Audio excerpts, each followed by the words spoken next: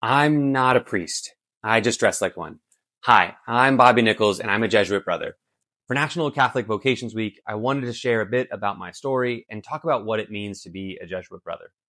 You might be wondering, what is a brother? It's a good question. There's not many of us. So let me explain. If you know what a religious sister is or nun is, then you're halfway there. I jokingly like to call myself a boy nun.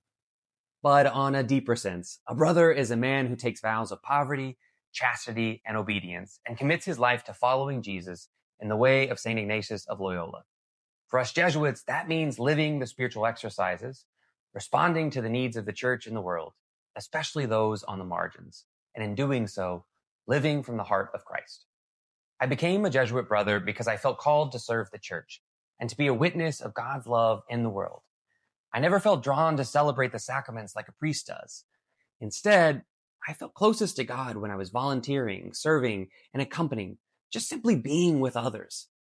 Often, especially those who felt that they were pushed aside or even on the outside of the church.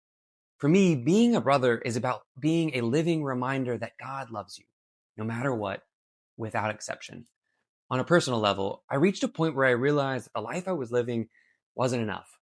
After college, I taught high school for 6 wonderful years. It was a great job. I loved it. But even still, I felt a deep longing like something was missing.